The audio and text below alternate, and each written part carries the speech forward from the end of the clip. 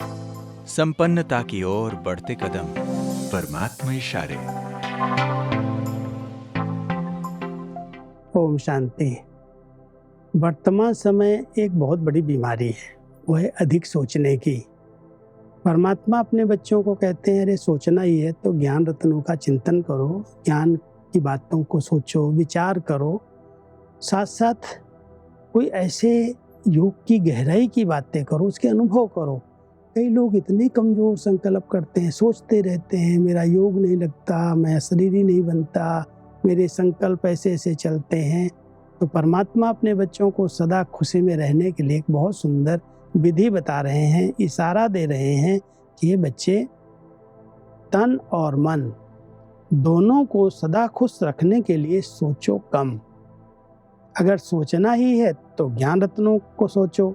अगर ये भी सोचते हो कि मेरा पार्ट तो इतना दिखाई नहीं देता, योग लगता नहीं, अशरीरी होते नहीं, ये भी व्यर्थ संकल्प हैं।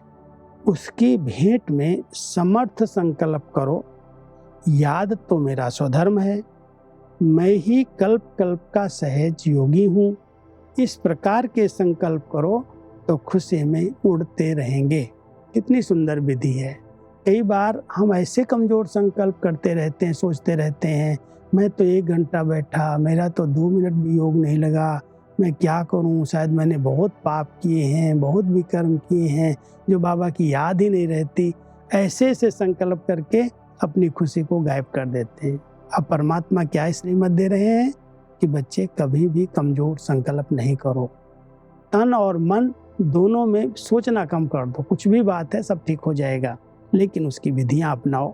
ऐसे नहीं कहो मेरा योग नहीं लगता, मैं शरीर ही नहीं बन सकती, या मेरा पार्ट ही दिखाई नहीं देता। परमात्मा कहते बच्चे सदा ये संकल्प करो कि मैं ही तो कल्प कल्प सहज योगी बना हूँ, याद तो मेरा स्वधर्म है। क्यों नहीं बाबा की याद रहेगी, जिसने हमारी इतनी श्रेष्ठ जीवन बनाई है, जिसने हम सबको इतनी सब प्राप्तियां कराई हैं, इतना ऊंचा भाग्य दिया है, इतना अच्छा परिवार दिया है, इतना ज्ञान रत्नों का खजाना दिया है। उसका चिंतन करो, उस पर विचार करो और उस खुशी में आ जाओ कि बाबा आपने अखुट दे दिया। तो खुशी में रहना योग का पहला आधार है।